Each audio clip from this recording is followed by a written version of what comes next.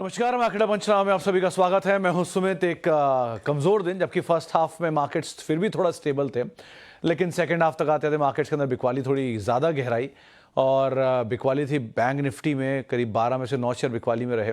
Front line Nifty में जहां pressure देखने को मिला, निफ्टी बैंक, निफ्टी, सेंसेक्स सब में दबाव था। मिड कैप स्मॉल कैप पहले होल्ड कर रहे थे, लेकिन बाद में वहाँ बिकवाली इंटेंस हुई और इंटेंसिटी इतनी ज़्यादा थी कि करीब 800 शेयर तेज़ी में थे और करीब 1500 शेयरों के आसपास की बिकवाली वहाँ बनते हुए दिखाई पड़ी। तो सेकंड हाफ में मिड कैप स्मॉल कैप की इंटेंसिटी और एक्सटेंड होते हुए दिखाई पड़ी। क्यूज़ वीक थे। पहले तो अंतर्राष्ट्रीय बाजारों के संकेत कमज़ोर थे, उसका एक इम्पैक्ट था। फ्राइडे का दिन था, तो भारतीय बाजारों में जितने कैरी थी पोजीशंस वो भी हल्की होते हुए दिखाई पड़ी। स्टॉक स्पेसिफिक स्टोरी भी आज काम नहीं कर रही थी। आज तो बिल्कुल चौतरफा बिकवाली थी। तो बिकवाली में आपको दिखाई पड़ेंगे आज थोड़ी बहुत फार्मा में बाइंग थी सिलेक्टिव, लेकिन थोड़ा बहुत टीसीएस रेजिलिएट कर रहा था। वहाँ पर आज नंबर्स आने वाले हैं, कुछ ही देर में आ जाएंगे। इनफैक्ट बातचीत में नंबर आ जाए, शायद कोई बड़ी बात नहीं है। तो उस नंबर्स से पहले यहाँ पर थोड़ा बहुत टीसीएस सपोर्टिव था, लेकिन एचडीएफसी बैंक में प्रेशर था। रिलायंस में तेज़ी जो थी वो वापस फिजल आउट हुई। अदानी समूह के शेयरों में थोड़ी बहुत बाइंग थी। ऐसे करके अलग अलग स्टॉक स्पेसिफिक स्टोरी चल रही थी, लेकिन ओवरऑल मार्केट के अंदर आज प्रेशर बनता हुआ दिखाई पड़ा। और जो वीकनेस है वो अभी तो बाजार में कामकाज कर ही रही थी एटलीस्ट आज के सत्र के लिए। अगले हफ्ते से आप दो बड़े इवेंट आज ही शाम को आ जाएंगे। पहला तो टीसीएस है, उसके नंबर्स आएंगे तो बहुत हद तक आईटी की दिशा दशा तय कर देगा। इनफैक्ट नंबर आ भी गए। मुनाफा आया 12,240 करोड़, 12,080 करोड़ के मुनाफे का एक आंकड़ा था। उससे बेटर साइड पर नंबर आता हुआ दिखाई पड़ा है टीसीएस का। इसके अलावा जो बाकी अगर अनुमान के नंबर्स, बाकी नंबर्स को देखा जाए तो उसमें एबिटा के नंबर्स अभी पेंडिंग है। दो नंबर्स क्रूशल रहेंगे। पहला नंबर था कि वो कांस्टेंट करेंसी ग्रोथ का नंबर क्या आता है एक, और दूसरा नंबर जो है वो होगा कि डॉलर रेवेन्यू किस तरह के आते हुए दिखाई पड़ते हैं। तो आय करीब 61,200 करोड़ रुपए के आसपास आई है। 61,400 करोड़ का अनुमान था, अनुमान से स्लाइटली नीचे आया है, लेकिन मुनाफा अनुमान से बेटर साइड पर दिखाई पड़ रहा है। अब कांस्टेंट करेंसी का नंबर क्रूशल होगा, वो कैसा देखने को मिलता है, और डॉलर रेवेन्यू का नंबर। एबिट फ्रंट पे 15,900 करोड़ का अनुमान से बेटर है। 15,500 करोड़ का एबिट का अनुमान था, 15,900 आया है। और एबिट मार्जिन भी 25% था, अनुमान 26% आया। तो अनुमान से बेटर ऑपरेटिंग परफॉर्मेंस सो फार दिखाई पड़ रही है। बिटवीन द लाइन कैसे हैं वो भी है। 28 रुपये पर शेयर डिविडेंड जिन शेयर होल्डर्स के पास है उनके लिए एक अच्छी खबर कि 28 रुपये पर शेयर का डिविडेंड भी आया है। चलिए अब आगे सवाल जवाब का सिलसिला शुरू कर लेते हैं और बातचीत कर लेते हैं कुछ सवालों को लेकर भी। संयम कुच्चल साहब का एक सवाल है। डीएलएफ टाटा मोटर्स में 20-20 शेयर फ्री के हैं, इन्हें सेल करके एशियन पेंट और डाबर ले सकते हैं क्या 3 साल के लिए? 3 साल से नहीं चले हैं और कुछ बल्क में स्टॉक बताएं। सर बल्क में लेने लायक है तो एशियन पेंट्स है, आप पूछ रहे हो क्योंकि, तो इसलिए बता रहा हूँ। लेकिन इनको बेच के मत लेना। बल्क इसलिए भी नहीं बोल रहा चाहता हूँ मैं कभी, क्योंकि बाजार है वो किसी को भी कभी भी गलत कर सकता है। मैं भी क्या, कोई भी गलत हो सकता है, मार्केट्स है।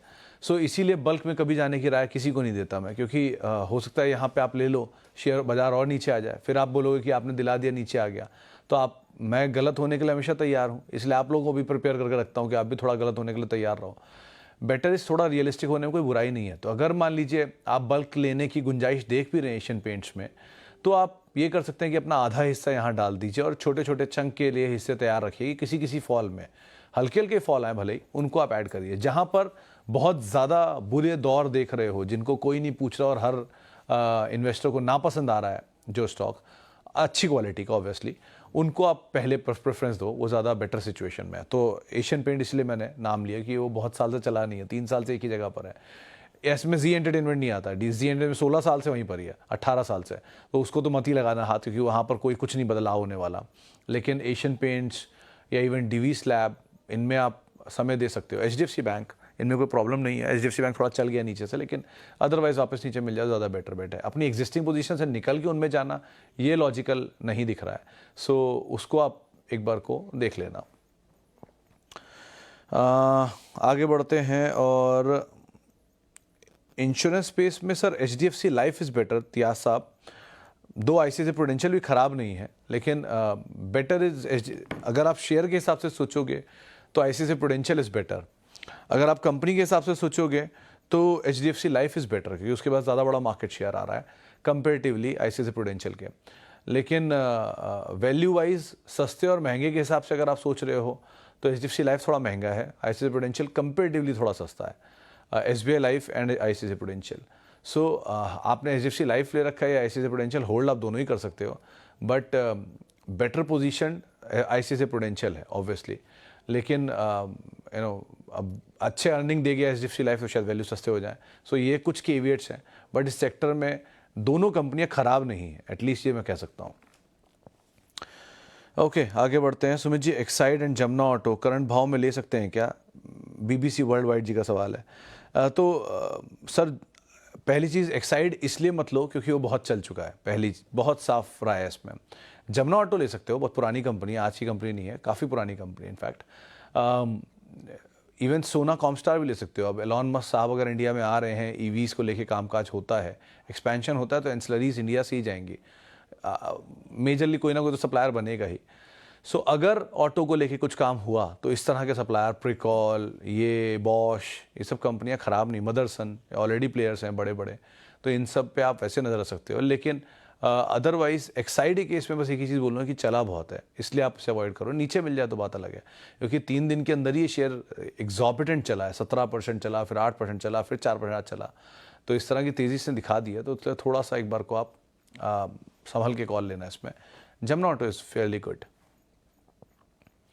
Adani energy solution, Nitish sir, ये एक ही राय, इसमें मैं पहले भी देखता आया हूँ, आज भी दे दूंगा, और जितना लंबा पेशेंस आपका ये टेस्ट कर रहा है उतना ही लंबा रिवॉर्ड भी देगा, इतनी मुझे उम्मीद है इससे।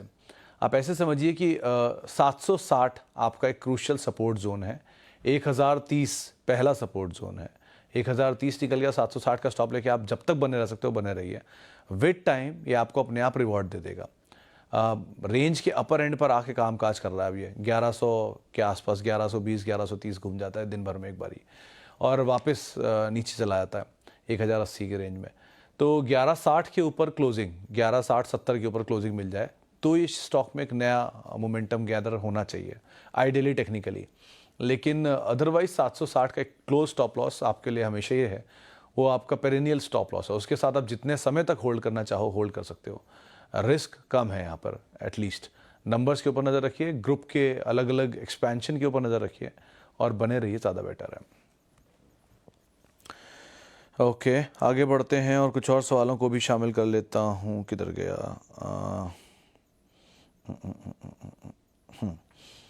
ओके, इसके अलावा sir, I have 50 share of TTK health care 1401। काबर साहब, मेरे ख्याल से तो बने रहो, बहुत चला नहीं है ये ग्रुप की दोनों कंपनियां, प्रेस्टीज भी नहीं चला और हेल्थ केयर भी नहीं चला, होल्ड करो। बट ये मोमेंटम बेस्ड स्टॉक है, इक्विटी छोटा है, तो जब ये चलने पे आएगा तो एकदम से चलता है। सो बहुत रिस्क आपके पास है नहीं, सो इसलिए बने रहने में कोई खास हार्म है नहीं, अच्छी कंपनी है ऐसे इन टोटल ये। Okay, hello Sumit sir, it's my pleasure to have an amazing, thank you Murad साहब, बहुत बहुत शुक्रिया इस तरह की हौसला अफजाई के लिए। Please give your views on fresh entry in JSPL। तो मुराद साहब देखो, इस कंपनी का पुराना ट्रैक रिकॉर्ड आपको पता ही होगा क्या है। ये मतलब अब 2008 से 14 के बीच की ड्यूरेशन जो है, उस ड्यूरेशन में इसकी सिचुएशन बहुत ख़राब थी, हायर डेट थे, लॉस ख़राब थे, और कुछ कोल स्कैम वगैरह में नाम भी था। सो इस चक्कर में बहुत टूटा था, टूट के सिंगल डिजिट डबल डिजिट में भी आ गया था, 60-70 रुपये तक शेयर पहुंच गया था, वहाँ से वापस रिकूप किया इसने। सो कंपनी इन टोटल वैसे ठीक है, उन सब पार्ट्स को अगर हटा दिया जाए, बहुत खुद तक क्लीन भी किया इन्होंने अपने आप को, नंबर्स भी ठीक है, कैपेसिटी भी अच्छी है। सो आप होल्ड करना चाहो होल्ड कर सकते हो, और लेना चाहो तो आप थोड़ा थोड़ा लेना। मेटल का बेस्ट स्टॉक अगर कोई आप विद टाइम के लिए लेना चाहो तो हिंडाल्को वुड बी गुड, क्योंकि कैपेसिटी वाइज उसके पास कैपेसिटी बहुत अच्छी है। सो हिंडाल्को अच्छा है, JSW स्टील अच्छा है, मतलब ये नवीन जिंदल साहब की कंपनी है JSPL, और JSW सजान जिंदल साहब की कंपनी है। सो कंपनियां दोनों अच्छी हैं, JSW स्टील भी एंड JSPL भी। पहले कभी ये मतलब मेरी क्योंकि पॉलिटिकल समझ कम है, लेकिन पॉलिटिकल गलियारों में ये बात होती थी कि JSW steel is UPA side, NDA side माफ़ कीजिएगा, और JSPL वॉज UPA साइड, लेकिन अब विद टाइम दोनों ही NDA साइड आ गए। सो वो भी एक अगर आप उस आधार पे मानना चाह रहे हैं तो भी एक नाम हो सकता है। बट अदरवाइज कंपनी ठीक है, कैपेसिटीज़ भी अच्छी ऐड की इन्होंने रिसेंटली, और नंबर भी अच्छे थे, डेट को भी रीपे किया थोड़ा बहुत पहले से, तो आप बने रह सकते हो और ख़रीदारी भी कर सकते हो। बट मेटल में ऑब्वियसली अगर आप प्लेयर्स के हिसाब से देखोगे तो Hindalco is the best, even Tata Steel. Okay, आगे बढ़ते हैं और ओके कुछ सवाल। I have Cipla share 1455, what should I do, it's falling. Harsh साहब ये आपने लेट लिया है, आपका फॉल्ट है इंडिविजुअली, स्टॉक का फॉल्ट नहीं है। ये कंपनी ने भी रिसेंटली अपना नया ऑल टाइम हाई भी हिट किया था और आप शायद थोड़े ऊपर के जोन्स में एंटर कर गए, तो आपको इसलिए लग रहा है कि ये शेयर नीचे आया जा रहा है मेरी खरीदारी के बाद से। कंपनी अभी भी ख़राब नहीं हुई है सिप्ला, और it is one of the finest company of pharmaceutical, मतलब ब्रोंकल स्पेस में। जो डॉक्टर लोग मुझे सुन रहे हो ज़्यादा बेहतर जानते होंगे इस बात को, और मतलब समझ भी सकते हैं इस बात को कि किस तरह की डिमांड है इस कंपनी के प्रोडक्ट्स की। लेकिन ब्रोंकल स्पेस में कंपनी बहुत अग्रणी कंपनी है, बहुत स्ट्रॉन्ग प्रोडक्ट प्रोफाइल है कंपनी का, और अच्छी मैनेजमेंट भी है। सो अगर आपके पास समय है देने के लिए तो आप होल्ड कर सकते हो। बहुत समय बाद चला था, और जब ये पूरा फार्मा साल का लो काट रहा तब सिप्ला नया ऑल टाइम हाई काट रहा था। सो आप समय दे सकते हो। खराबी क्वालिटी ऑफ स्टॉक में नहीं है, प्राइसिंग थोड़ी ऊपर की आपकी, आपको नीचे कहीं अच्छे दाम मिल जाए तो आप एवरेज भी कर सकते हो, but it's a very good stock to own otherwise.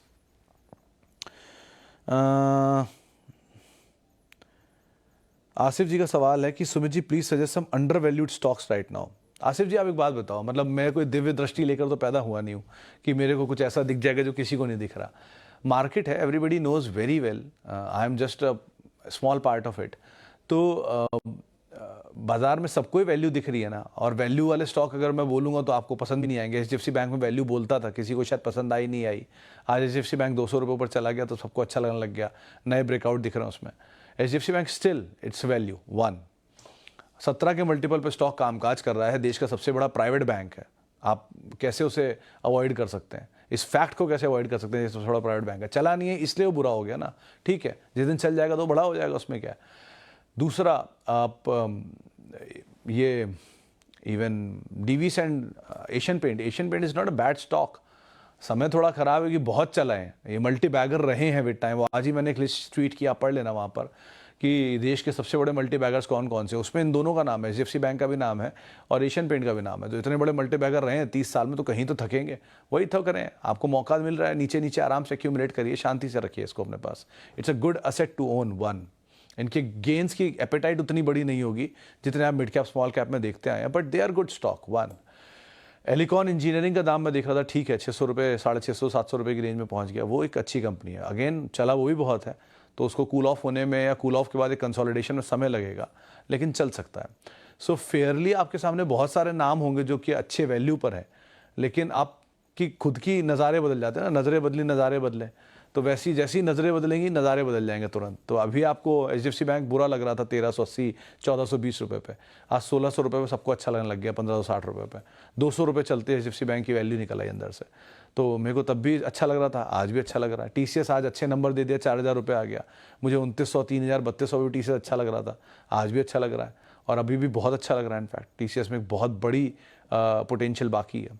So buy quality, sit rightly, and you will realise with time कि क्यों बोलता हूँ क्वालिटी हमेशा खरीदिए, क्योंकि क्वालिटी डिविडेंड देती है, नीचे आती है वापस ऊपर आ जाता है, आपको मौके देती रहेगी बीच बीच में सेल लेने की, और आराम से आप लीजिए उसमें। और अदरवाइज़ आप कोई भी ऐसा शेयर ले लेंगे जो छोटे दाम का है, उसमें आपको यही दहशत रहेगी हमेशा कि ये बंद ना हो जाए। इनमें ये दहशत कभी नहीं होती, इसलिए आराम आराम से लीजिए। और रही बात कोई और क्वालिटी मिड कैप मिलेगा, अच्छा नाम मिलेगा तो ले लिए। Snowman is another good one, promoter की बाइंग के नीचे आया आज फिर 71, 70s के जोन में, उसको आप ले सकते हैं अगेन, लेकिन स्टॉप लॉस आपका 64 ही रहेगा, उसको फॉलो करिएगा। सर एचडीएफसी बैंक के शेयर हैं मेरे पास, कहाँ गए जी, मेरे पास 1475 रुपये के दाम पे एवरेज कर सकता हूँ। आपके दाम से तो ऊपर आ गया ना, आपके दाम से नीचे आप एवरेज कर सकते हैं, कोई रिस्क नहीं है। और अगर आपका बहुत लॉन्गर ड्यूरेशन ऑफ टाइम का टाइम फ्रेम है तो भी आप एवरेज कर सकते हैं, लेकिन अगेन नीचे मिले तो एवरेज करने में ज़्यादा अच्छा फील आता है, तो आप उसका इंतज़ार कर लीजिए। ये जो खबरें चल रही हैं, वैसे एचडीएफसी बैंक में ये बता दूं कि बहुत ज़्यादा वीकनेस की उम्मीद रखिएगा मत अब, क्योंकि वो ऑलरेडी अपने बहुत बुरे दौर दिखा चुका है। सो छोटे मोटे झटके आएंगे उसमें, उन झटकों का इस्तेमाल करके आप ऐड कर सकते हैं। Protein is good for long time, I want to pass it to my children, I already have 100 shares, already 1270, आगे क्या था, ऑल्सो यून JSW infra. Sir JSW infra को तो अभी समय लगेगा और मैनकाइंड को भी समय लगेगा, ये दोनों अभी की लिस्टिंग है, इवन प्रोटीन को भी। आप इसे पास ऑन करना चाहते हैं तो आप पास ऑन कर सकते हैं, खराबी नहीं है कंपनी में, इवन एनएसडीएल में, मतलब वही प्रोटीन में। लेकिन मैनकाइंड में भी, मैनकाइंड भी it's a good company. But sir जब आप नेक्स्ट जनरेशन के लिए जाते हैं ना, तो थोड़े क्रेडिबल प्लेयर जो कि अपनी मेटल को प्रूफ कर चुके हैं उनके साथ जाइए, वो ज़्यादा बेटर है। एटलीस्ट वो एक बड़ी क्वांटिटी में इकट्ठे कर लीजिए, उसके बाद आप इनमें बेट करते रहिएगा। क्यों आपको लग रहा है कि वो मल्टीबैगर नहीं बनेंगे? वो बन चुके हैं, ये मल्टीबैगर बन जाएंगे। इसी को देखते देखते में ही, जब इस ड्यूरेशन में इस कार्यक्रम को मैं कर रहा हूँ पिछले 6-1 महीने में, उसी ड्यूरेशन में ही यूनाइटेड स्पिरिट 700 रुपये का 1200 हुआ। उसी ड्यूरेशन में टाटा कम्युनिकेशन 800 रुपये का 2100 रुपये हुआ। इसी ड्यूरेशन में ही एचडीएफसी बैंक 1300 रुपये का आज 1500 रुपये वॉटेवर प्राइस हो गया। टीसीएस 3000 रुपये का आज 4000 रुपये हो गया। सो इनमें भी 30-30% गेन, 40-40% गेन, कुछ के डबल के गेन आ चुके हैं। इवन जेके सीमेंट 1400 रुपये का शेयर 4500 रुपये हो गया, इसी प्रोग्राम पे, इसी जगह पे बात करते करते मैं। सो ऐसा है विद टाइम। अगर आपको लगता है कि लार्ज कैप मल्टीबैगर नहीं बनते तो ये ऐसा नहीं है। रिलायंस इंडस्ट्रीज 2000 रुपये पे था, 3000 रुपये हो गया दाम, प्लस एक डीमर्जर। सो सब में पोटेंशियल, अगर इंडिया को ग्रो करना है तो इन लार्ज कैप को साथ रहना ही पड़ेगा, तभी ग्रो करेगा। मल्टीबैगर के लिए मिड कैप भी होना जरूरी है, मैं डिनाई नहीं करता, but a best combination of large cap, mid cap and small cap. So इनको आप समय दीजिए। एक आज झटका, जैसे कि मान लिए कभी नोटबंदी आया था, जैसे कि मान लिए कभी कोविड आया था, ऐसा झटका जब इन नए आईपीओ पे पड़ेगा तो ये अपने आप इनके ऊपर का जो प्रीमियम है वो शेड हो जाएगा। जैसे ही वो प्रीमियम शेड होगा तब आप इनको लेंगे तो आपको शायद ज़्यादा जूस मिल पाएगा इनका। बाकी समय बताएगा कैसे क्या होगा, लेकिन अभी के हिसाब से आप अगर लॉन्ग टर्म या बहुत लंबी जनरेशन के लिए ले रहे हैं, नेक्स्ट जनरेशन के लिए, तो आपको इस तरह की चीज़ों का एटलीस्ट फ़ायदा उठाना चाहिए उन पोजीशंस को लेने के लिए। हैविंग सेड दैट, प्रोटीन भी अच्छी कंपनी है, मैनकाइंड भी अच्छी कंपनी है, जेएसडब्ल्यू भी है, but they have to prove their metal with time. Adani enterprise long term view. Shivam साहब, आप हर दूसरे दिन ये सवाल पूछते हैं और मेरा हर दूसरे दिन जवाब रहता है कि इसमें डीमर्जर का कैंडिडेट है। मेरा जवाब नहीं बदलेगा, आप 2 महीने बाद भी पूछेंगे तो। जब तक इसके नंबर नहीं आते मेरा कोई भी जवाब नहीं बदल सकता। हर क्वार्टर के हिसाब से ही नंबर जवाब बदलेगा ना। मानता हूँ कई बार कुछ इवेंट होते हैं जिनसे दिन भर में आपका व्यू बदल जाता है, लेकिन अदानी एंटरप्राइज निफ्टी का स्टॉक है। जब वो निफ्टी वालों का व्यू नहीं बदला, जो निफ्टी बेस्ड फंड्स है, तो मेरा कैसे बदल सकता है with time? So at least it's a good candidate for demerger. Just wait and watch is a better choice. और एफपीओ दाम के नीचे आए तो ऐड भी कर लीजिए इनफैक्ट। टेक्स मैक्रो रेल बहुत चला हुआ है सौरभ सर, ज़रा ध्यान संभल के आप इसमें कॉल लेना, आपको जो भी कॉल ले रहे हो, क्योंकि जो भी शेयर चले हैं वो शेयरों में इसमें बाइंग आई भी है, मतलब इसमें बहुत अच्छी बाइंग आई है, इसलिए एक बार को बोल रहा हूँ। हर्षद साहब का सवाल है, Happiest Mind promoter FPI mutual fund have continue to decrease holding because of QIP. Sir, क्योंकि क्यूआईपी आया था तो क्यूआईपी में शेयर कौन देगा? या तो प्रमोटर देंगे, एफपीआई देंगे, तभी तो कोई पार्टिसिपेट करेगा। सो इसलिए इनकी होल्डिंग्स के अंदर चेंज आया ऐसा। बाकी इस क्वार्टर के नंबर पर आप नज़र रखिए, मेरे ख्याल से, क्योंकि टीसीएस के नंबर अच्छे हैं। अगर अभी तक जो मुझे दिख रहा है, बाकी ऊपर जाऊंगा पढ़ूंगा तब पता चलेगा, क्योंकि कांस्टेंट करेंसी के नंबर्स अनुमान से थोड़ा सा नीचे दिख रहे हैं मुझे। 1.3 का अनुमान था लेकिन 1.1 आया है। अब ग्रोथ की कमेंट्री भी डिपेंड करता है, लेकिन अगर अच्छे नंबर आए टीसीएस के तो शायद पूरा आईटी इस पर रिएक्ट करेगा पॉजिटिवली, और रिएक्ट करेगा तो हैप्पीएस्ट माइंड पे मुझे लगता है कि भी पॉसिबिलिटी है रिएक्शन की। Let's wait and watch. बाकी अर्निंग इस बार की अगर इंप्रूव होकर आती है तो एक और क्वार्टर होगा जबकि अर्निंग इंप्रूव हो रही है, शेयर नीचे है, so might be reaction would be good. तो आप एक बार को नज़र रखना अदरवाइज के ऊपर। बट अगेन इस मार्केट में स्टॉप लॉस जरूर रखना, चाहे कोई पोजीशन हो आपकी, अगर आप ट्रेडर हो तो ऑब्वियसली। ओके जी, आगे बढ़ते हैं। सर काइंडली एडवाइस, और जो शेयर एनसीएलटी में जाकर डीलिस्ट हो जाते हैं उन शेयरों पर रिफंड मिल सकता है? Like I have Reliance capital, DHFL, श्रेष्ठ विनायक, जेपी इंफ्रा, पुंज लॉयड, ऑस्ट्रल कोक। सचिन सर, पहली चीज़ आपने जो भी सीखा है इस पूरे एपिसोड में, जहां आपने इतने सारे नामों को गिना है, आप प्लीज़ सबको बताना कि मार्केट का ये हिस्सा भी एक है जिसमें लोगों के पैसे डूबते हैं और बहुत बुरी तरह डूबते हैं। ये सब नाम, चाहे दीवान हो, रिलायंस इंफ्रा हो, चाहे जेपी इंफ्रा हो, ये सब एक ज़माने में बाजार के डार्लिंग्स थे और इन सब में पैसा डूबा है। सो मतलब I can not do much for you, लेकिन ठीक है, इट्स अ लर्निंग, हम सब ने सीखा है। आप अभी वेट करो, क्योंकि कुछ कंपनियां, जैसे अभी स्वान एनर्जी, स्वान डिफेंस बन रही है, तो रिलायंस डिफेंस के शेयर होल्डर को उन्होंने पैसा दिया है। तो ऐसे कुछ शेयर अगर अच्छे से एक्वायर कर लेते हैं तो उनके प्रमोटर अगर चाहते हैं तो दे देते हैं पैसा। बाकी कम मिले ज़्यादा मिले नहीं कह सकता। ऐसे रुचि सोया में मिला, रिलायंस नेवल में मिला, तो बहुतों में मिला, बहुतों में नहीं मिला, सो इसलिए कहना मुश्किल है, बट एज ऑफ नाउ तभी आप होल्ड करिए। And you must tell everybody कि बाज़ार में सिर्फ अच्छी अच्छी चीज़ें नहीं होती, बहुत बुरी बुरी चीज़ें भी होती हैं। इसी के साथ अब फिलहाल मार्केट पंचनामों को ही समेटेंगे, एक ब्रेक का वक्त है। लेकिन अगर आप भी हमारे साथ जुड़ना चाहते हैं तो @सुमित रिसर्च मेरा ट्विटर हैंडल है। किसी भी आवाज़ के सोशल मीडिया प्लेटफॉर्म पे यानी कि यूट्यूब, फेसबुक, इंस्टा, आप हमारे साथ जुड़ सकते हैं। और किसी भी निवेश से पहले अपने वित्तीय सलाहकार की राय आप ज़रूर ले लें। आप लोगों से अगले हफ्ते मुलाकात होगी। फिलहाल के लिए इतना ही, नमस्कार।